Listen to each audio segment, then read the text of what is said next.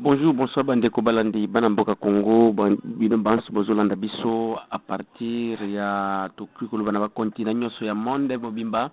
Eza Bino la voix de Kivu, la voix de sans voix, Lelo Tozali le 10 avril 2021, Eza 21h, heure locale, heure de l'Est. Toye Boutu à Lelo Poto Kopesa Bino Sangwa Bitumba Oyo le Kaki depuis le 8, le 9, na le 10 Oyo na Katia O et moyen plateau du territoire de Fizi, Uvira et Mwenga. C'était prévu tout Pesa Bino Basangonyo sur lobby le 9,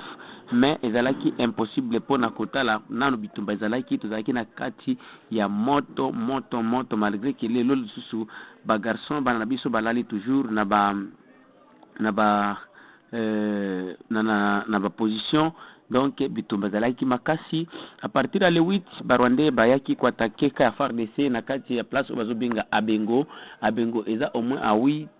km na Minembwe. Tangu barwande bayaki balingaki ba perce bakota na Minembwe bakende ko massacrer ba congolais ba fuliru ba bembe ba nyindu na bashi, mais force autodéfense maimai eyaki ezwaki komba wana aprende ba garçon na biso vraiment ba garçon ba congolais bandima kiteke ba rwandais baleka ou ba kende na kati ya mboka yango ba rwandais ba garçon na biso ba kimisaki ba rwandais bazongisaki bango sima na mokolo. Il faut que vous sachiez que avant le 8 tozwaki information moko et le cas qui non ba rwandais bazoko se préparer pour na attaquer bamboka nyoso ya minene oyo ya ba congolais bako kende net na kati ya secteur ya Lulenge, bako kende na kati ya secteur ya Tanganyika, bako kende pe na territoire d'Uvira place bazo benga Masangu. Après ma information wana ba rwandais il y a un groupe après guerre ya le 8 na Bengo le même le 8 il y a un autre groupe de Rwandais au Rwanda ko se diriger ko kende côté ya Mushika na place oyo bana secteur o bazo benga secteur ya Lulenge na kati ya territoire ya Fizi. Ba Rwandais wana bakotaki na kati ya mutambo ya bana mboka otuzo benga bana mboka bazo benga maimai tango bana mboka bakosaki bango na kati ya mutambo babetaki bango réglementaire et puis bazwaki bakokaki kozwa minduki mine ya minene oyo bazo benga PKM. Mes chers compatriotes, après Bitumba le 8, Barwande va se concentrer qui lisusu bakendaki ko attaquer le 9 bakendaki ko attaquer village oyo bazobenga Awela et Abale na kati ya territoire de Fizi, bakendaki pe ko attaquer Masango na Rudefe na kati ya territoire d'Uvira. Bitumba ezalaki makasi le jour wana, donc Uvira Fizi au plateau Mobimba ezalaki moto soki opesi mbwa aboyi. Bitumba ezalaki makasi le même jour tango babundaki bila ya jour wana il y avait au moins 15 morts et 15 Rwandais morts na kati ya territoire de Fizi et Uvira. Tozo pesa bino ba effectif ya oyo, donc tozo pesa bino ba effectif oyo Rwanda ko leka ya Uvira na Fizi yango nyonso tozo combiner yango ensemble parce que ça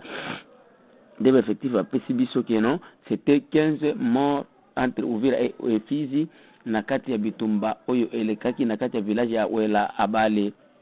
Masango et Rudefu. À Masango bakokaki te ils ont été dispersés après quelques heures na force oyo bazobenga ya bana mboka oyo bazobenga maimai ba dispersaki bango. Il nous faut de vous rappeler que Abale est tout près de la place où les Barwandais dans le traverser bazo kende kotia position ngwa minene esika makanika sematama et mucho bazali bazo ko se concentrer. Après Bitumba le 9 bandeko balandi bana mboka eza Bitumba le 10 avril 2021 na bakana kati ya mboka ya balisusu Bitumba parce que le jour le 9 balalaki na kati ya le même mboka bakabola kimboka ba oyo kotoyo ba ope kotoyo eyeko la mukatongo bana mboka ba repusaki bango ti na place bazo kobenga kwa Biondo. Il nous faut de vous rappeler que lobby maimai bakokaki kotumba bakokaki kotumba deux camps ya ngumino ya minene oyo vanda ko tata ko sobi ka donc ninyo so boyi baka militaire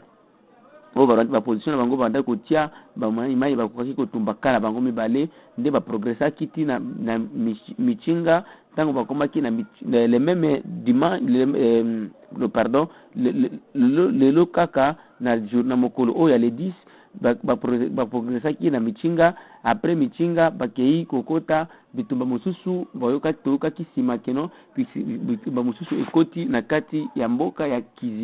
Kiziba eza toujours tout près ya nani ya Minembwe, mais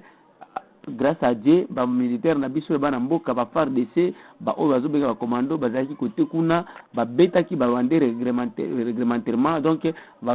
parce que c'est une coalition de Rwando Burundi o bazo benga Rodi Tabara et Ngumino.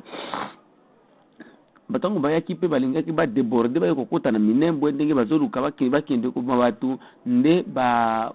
na mboka oyo bazobenga FARDC oyo armée nationale et kotisaki bango pe na mutambo e betaki bango na ndenge ya bien to pesi lusaku na bana mboka bo continuer toujours na musala oyo bozo kusala côté oyo maimai bazalaki bakendaki tina côté oyo bazobenga michinga tango bakendaki na côté bazobenga michinga bakei kolala tina fasi bazobenga alumia nde esika bana mboka balali lelo oyo mokolo ya le 10 avril 2021. Bandeko oyo bozolanda biso tokoki kobisa bino ke situation ya au plateau eza bien te na mokolo oyo ya le 10 bilan tozwaki eza ya 21 morts côté rwandais et 2 blessés côté maimai. 21 morts et donc c'est 36 morts dans ces 2 jours oyo nde bilan toza nango. Donc na mokolo ya le 9 c'était 15 et mokolo ya le 10 c'était 21 morts. Et parmi ces 21 morts, mes chers frères, mes chers compatriotes, que la majorité de ces sont des Burundais, ne bakufi ebele nenge bakolokotaki ba identité na bango. Toyeko koma toujours na sango oyo ezoleka na kati ya mboka toyebi. C'est depuis le lundi, toujours que je kokisa etikali ka 2 jours to que je kokisa une semaine depuis que banamboka batelema ki na kati ya province oyo tozoko benga province ya Nord Kivu na mboka ya Beni, Butembo po na kosenga ke Monisco na Goma pe po na kosenga ke Monisco ekende epa na bango. Tokokaki kosolula na ba société civile ba place na ba différentes villes et différents villages balobaki pe bango mokolo oyo ya lendi bazoko kende ko actionner action yango po na kosenga ke Monisco elongwa. Mais malheureusement tozoko mona ndenge bana mboka bazoko boma lisusu banda mboka na bango ba congolais po na kubanto oyo bazosenga ke Monisco kende po tozwa kimia na biso bien bande ko balandi tokoki tozoko déplorer kaka ke komona ba congolais ba province nyonso bafandi na bango kimia il a fallu to telema elongo po to biso tozo lukake mboka na biso ezwa kimia et soki Monisco zana na kati ya mboka oyo jamais bande ko tokoki kozwa kimia te. Tala toti ko assister oyo soit déjà dialogue zaki na kati ya mboka Kisasa, mais après quelques jours yeko koma ke bitumba ko leka na kati ya au plateau. Mais ça nous ezo sala biso ezo ko kamusa biso te po makani kalubaka na radio oyo bazo benga Canal Afrique ke dialogue oyo basala ki Kinshasa oyo intra-tribal et communautaire, donc entre les tribus congolais et les communautés rwando-burundais bakutana ki na kati ya mboka Kinshasa po na kokende ko solola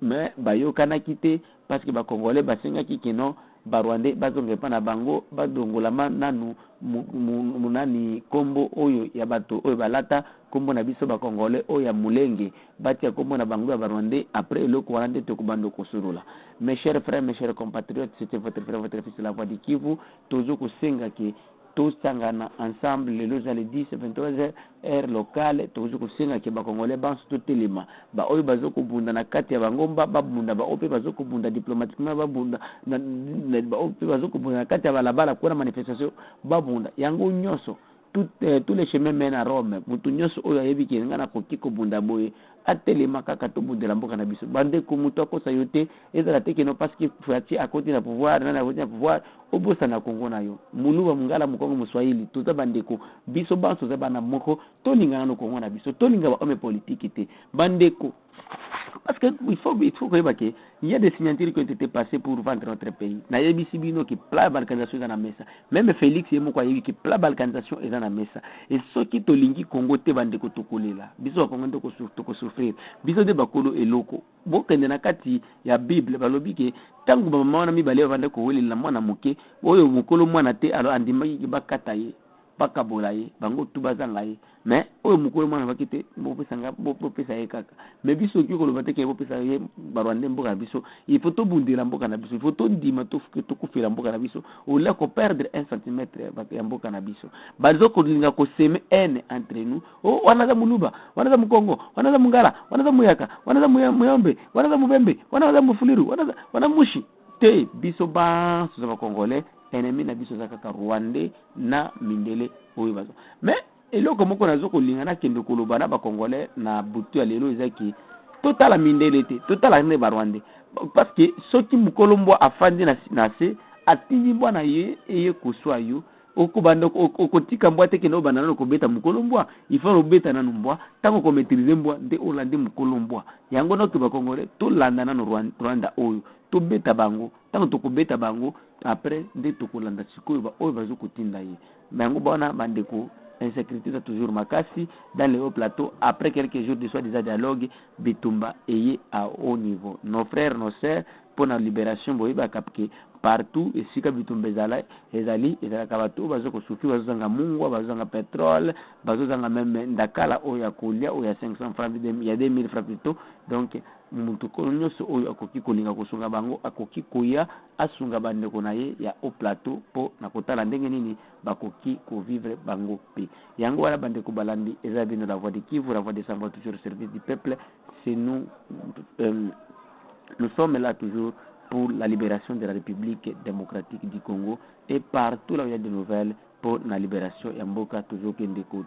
solo la koloba d'une manière diplomatique et autre mais tokoki ko sa jeunesse congolaise bola late ezata ya kolamuka ezata ya kubundela mboka na biso donc il faut comprendre makambo yango merci mingi ceux qui nous contacté biso qui contacté biso na biso ya WhatsApp za prise 43 85 8808 330 na zongeli lisusu plus de 43 85 8808